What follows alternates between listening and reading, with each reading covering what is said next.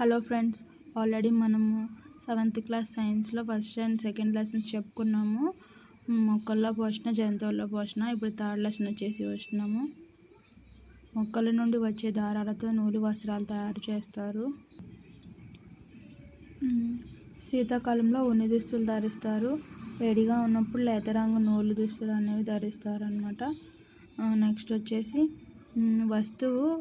ఏ వస్తువు వేరొక దానికంటే వేడిగా ఉందో ఎలా తెలుసుకుంటామంటే స్పర్శ ద్వారా కొన్నిటిని తెలుసుకోవచ్చు, కానీ ఖచ్చితంగా దాన్ని నమ్మలేమన్నమాట. అయితే ఎలా తెలుసుకుంటాము అంటే ఒక వస్తువు యొక్క వెచ్చదనంకు నమ్మదగిన కొలత ఏంటి అంటే ఉష్ణోగ్రత. ఒక వస్తువు యొక్క వెచ్చదనంకు నమ్మదగిన కొలత ఏంటి అంటే ఉష్ణోగ్రత. ఉష్ణోగ్రతను దేనితో కొలుస్తాము అంటే థర్మామీటర్ అనే పరికరం ద్వారా ఉష్ణోగ్రతను కొలుస్తారు. థర్మామీటర్ అనే పరికరం ద్వారా ఉష్ణోగ్రతను కొలుస్తారు. నెక్స్ట్ వచ్చేసి ఉష్ణోగ్రతను కొలవడం.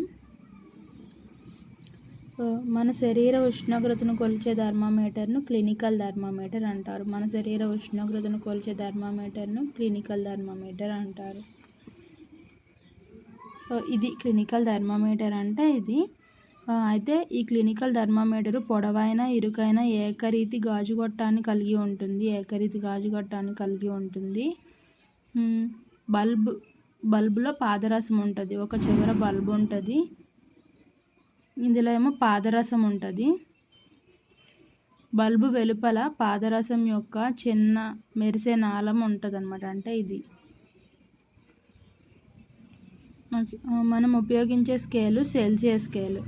ఇప్పుడు ఇందులో ఉపయోగించే ఈ స్కేల్ ఉంది కదా, ఇది సెల్సియస్ స్కేలు.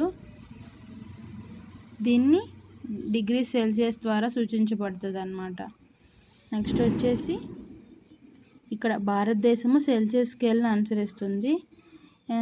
94 నుంచి 108 డిగ్రీల శ్రేణిలో ఉండే ఫారెన్హీట్ స్కేల్ను గతంలో ఉపయోగించేవాళ్ళు అన్నమాట. ఎక్కడి నుంచి 94 నుంచి 108 డిగ్రీలు ఉండే ఫారెన్హీట్ స్కేల్ను గతంలో ఉపయోగించేవాళ్ళు. ఒక క్లినికల్ థర్మామీటరు 35 డిగ్రీల సెల్సియస్ నుంచి 42 డిగ్రీల సెల్సియస్ వరకు ఉష్ణోగ్రతలను చూపిస్తుంది అన్నమాట. 35 డిగ్రీల నుంచి 42 డిగ్రీల సెల్సియస్ వరకు ఉష్ణోగ్రతలను చూపిస్తుంది ఒక క్లినికల్ థర్మామీటర్ వచ్చేసి. ఇప్పుడు క్లినికల్ థర్మామీటర్ ఉపయోగిస్తున్నప్పుడు గమనించవలసిన జాగ్రత్తలు. ఇక్కడ థర్మామీటర్ ఉపయోగించడానికి జాగ్రత్తలు అన్నమాట. ఉపయోగించేటప్పుడు ఏంటి అని అంటే క్రిమి సంహారక ద్రవంతో శుభ్రపరచాలన్నమాట. ఉపయోగించే ముందు, తర్వాత కూడా. మళ్ళీ ఉపయోగించక ముందు పాదరస మట్టం స్థాయి 35 డిగ్రీల సెల్సియస్ కంటే తక్కువ ఉందా లేదా అని చూసుకోవాలి. నెక్స్ట్ దృష్టి రేఖ వెంట పాదరస మట్టం స్థాయిని ఉంచుతూ థర్మామీటర్ రీడింగ్ అనేది నమోదు చేసుకోవాలి. ఏదైనా ఒక గట్టి వస్తువుకు తగిలితే అది పగిలిపోద్ది అన్నమాట. అందుకని జాగ్రత్తగా పట్టుకోవాలి. థర్మామీటర్ బల్బును పట్టుకొని రీడింగ్ నమోదు చేయకూడదు. ఈ 5 జాగ్రత్తలు తీసుకోవాలన్నమాట ఉపయోగించేటప్పుడు.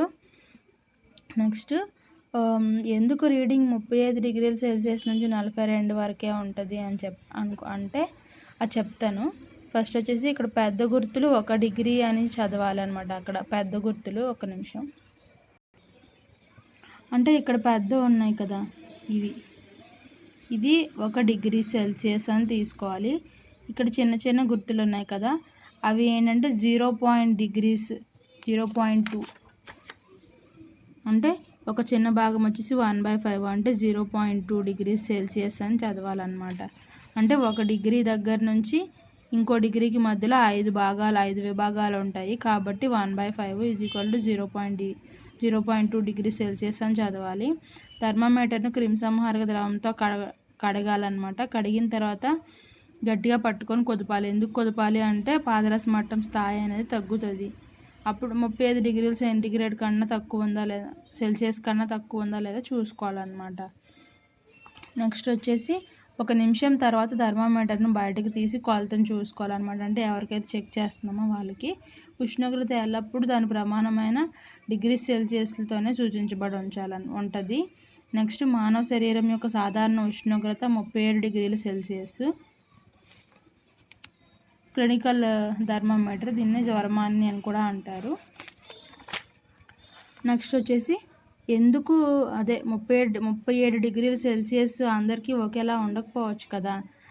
ఎందుకు దాన్ని సాధారణ ఉష్ణోగ్రతగా తీసుకున్నారు అంటే ఎక్కువ మంది ఆరోగ్యవంతులైన వ్యక్తులు సరాసరి శరీర ఉష్ణోగ్రతను సాధారణ ఉష్ణోగ్రతగా పిలుస్తామన్నమాట. క్లినికల్ థర్మామీటర్ కేవలం మానవ శరీర ఉష్ణోగ్రతను కొలవడానికే ఉపయోగిస్తారు, వేరే వాటికి ఉపయోగించకూడదు. 35 డిగ్రీల సెల్సియస్ కన్నా తగ్గదు లేదా 42 డిగ్రీల సెల్సియస్ కన్నా పెరగదన్నమాట మానవ శరీర ఉష్ణోగ్రత. అందుకని క్లినికల్ థర్మామీటర్ 35 డిగ్రీల సెల్సియస్ నుంచి 42 డిగ్రీల సెల్సియస్ వరకు దాని వ్యాప్తి ఉండడానికి రీజన్ అయితే అదే. నెక్స్ట్ వచ్చేసి క్లినికల్ థర్మామీటర్ను మానవ శరీరానికి తప్ప ఏ ఇతర వస్తువుల ఉష్ణోగ్రతను కొలవడానికి ఉపయోగించకూడదు, సూర్యరశ్మిలో ఉంచకూడదు, మంటకు దగ్గరగా ఉంచకూడదు, ఎందుకంటే అది పగిలిపోవచ్చు. మళ్ళీ ఇప్పుడు అంటే మానవ శరీర ఉష్ణోగ్రతను కొలవడానికి ఉపయోగించే క్లినికల్ థర్మామీటర్ కాకుండా ఇంకా వేరేగా ఉండే థర్మామీటర్ ఏంటంటే ప్రయోగశాల థర్మామీటరు. ప్రయోగశాల థర్మామీటర్ వచ్చేసి దాని యొక్క వ్యాప్తి -10 డిగ్రీల సెల్సియస్ నుంచి 110 డిగ్రీల సెల్సియస్ వరకు ఉంటుంది. -10 నుంచి 110 డిగ్రీల సెల్సియస్ వరకు ఉంటుంది అన్నమాట. నెక్స్ట్ వాతావరణ నివేదికల్లో చెప్పే ఉంటుంది కదా, వాతావరణ నివేదికలు చెప్పే విభాగాల్లో ఉపయోగించేది ఏంటంటే గరిష్ట మరియు కనిష్ట ఉష్ణోగ్రతలను కొలిచే ఉష్ణమాపకము. దీన్ని గరిష్ట కనిష్ట ఉష్ణమాపకము అని పిలుస్తారు.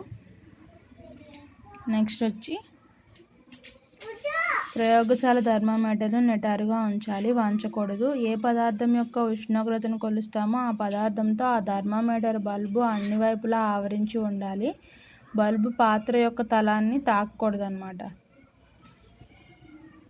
నెక్స్ట్ ఎప్పుడైతే నీటిలో నుండి థర్మామీటర్ను బయటకు తీసామో అప్పటి నుంచి పాదరస మట్టం పడిపోవడం మొదలవుతుంది.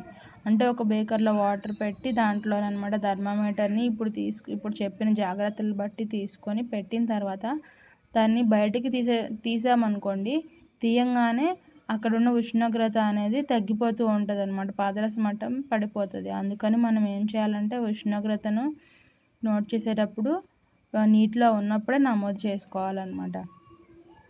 అయితే ప్రయోగశాల థర్మామీటర్కి అలా చేయాలి. కానీ క్లినికల్ థర్మామీటరు లేదా నార్మల్ థర్మామీటర్ ఏంటంటే అదే ఇప్పుడు క్లినికల్ థర్మామీటర్ ఉంది కదా, దానికి ఏంటంటే పాదరస మట్టం దాని అంతటా అది పడిపోదు. ఎందుకు అంటే దానికి చివరిన ఒక నొక్కు ఉంటుంది కదా, ఆ నొక్కు అనేది పడిపోకుండా చేస్తుంది అన్నమాట.